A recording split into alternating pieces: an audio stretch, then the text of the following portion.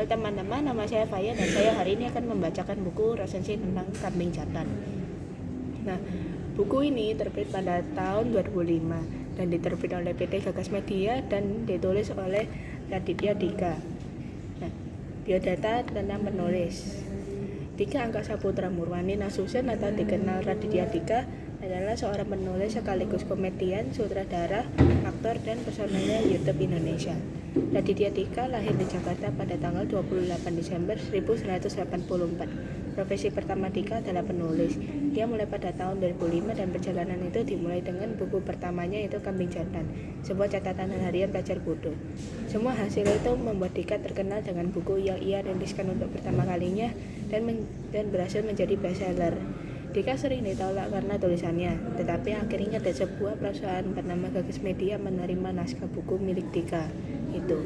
Karena satu hal di mana Dika diterima sebagai penulis buku, dia telah menerbitkan berbagai buku pada tahun 2009. Bukunya yaitu Kambing Jantan telah dimasukkan ke layar lebar. Dika juga mulai profesi sebagai sutradara pada tahun 2013. Salah satu film yang ia garap adalah Hangout yang diterbit pada tahun 2016. Sekarang, Dika telah masuk ke stand up comedy. Stand up comedy menjadi perhatian lebih banyak orang karena Dika. Nah, sinopsis cerita ini adalah Dika adalah seorang pelajar kuliah biasa di Universitas Adelaide, tetapi dia bukan hanya seorang siswa biasa, karena dia memiliki banyak pengalaman yang terkadang aneh ataupun lucu. Jurnal ini ditulis dengan gaya kocak dengan catatan sehari-hari Dika di kehidupannya.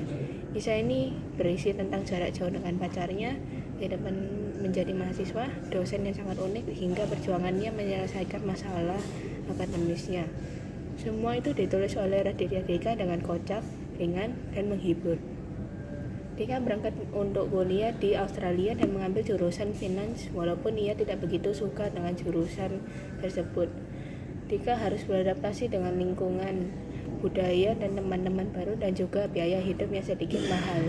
Di setiap cerita ada teman asal Kediri yang menemani dia yaitu Haryanto, seorang teman yang membuat suasana seru dan penuh tawa, serta temannya yang ada bersama dia dari SD yaitu Inang, seorang yang rajin membaca blog kambingjantan.com milik Dika. Ina adalah seorang yang akan mendorong Dika agar lebih serius dalam dunia menulis karena bakat humoris Dika. Dari semua pengalaman Dika, kita belajar bahwa Dika mengemas semua pengalamannya dengan gaya bahasa yang sederhana, jujur, dan penuh humor yang membuat pembaca merasa sedang curhat dengan teman. Pada akhirnya kita tahu bahwa catatan ini tentang keberhasilan Raditya Dika dan kadang kegagalan seorang siswa, tetapi penuh dengan tawa dan hiburan. Nah, kelebihan buku ini memiliki alur yang ringan dan lucu sehingga pembaca bisa membaca dengan gembira. Dan kedua, ceritanya terasa nyata bagi pembaca sehingga bisa dirasakan. Dan kekurangan buku ini adalah suatu kata bisa mengganggu pembaca sehingga terasa tak nyaman. Dan kedua, terkadang alurnya tidak jelas atau tidak ada hubungannya. Nah, analisanya, Kambing Jantan adalah jurnal milik Raditya Dika tentang kehidupannya sehari-hari. Cerita ini bukan sekedar cerita tetapi pengalaman kocak milik Raditya Dika. Tema cerita ini adalah kehidupan seorang mahasiswa yang penuh dengan tantangan. Mulai dari kuliah, kisah percintaan jarak jauh, dan pencarian jati diri. Tetapi semua itu dikemas dalam gaya bahasa yang humoris.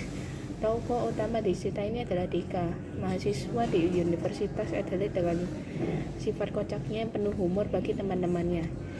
Nah, sifat Dika mencerminkan kegembiraan dan kejujuran dalam hidupnya. Gaya bahasa yang digunakan oleh Dika adalah humoris, jujur, dan penuh sindiran. Alur di cerita ini adalah alur campuran karena cerita Dika dalam kehidupannya sehari-hari dengan cara menceritakan masa depan dan dulunya. Latar tempat cerita ini adalah Adelaide di Australia, dan latar waktu cerita ini adalah masa kuliah Dika, dan latar suasana cerita ini adalah kelucuan dan kehumorisan.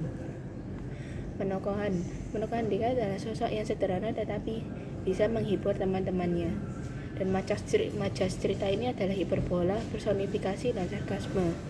Sudut pandang di cerita ini adalah sudut pandang orang pertama karena hanya ditunjukkan perasaan yang dialami oleh Dika. Amanat yang disampaikan Dika adalah hiduplah dengan santai.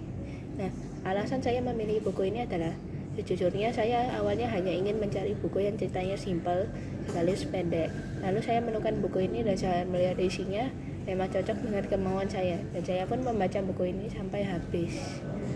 Terima kasih.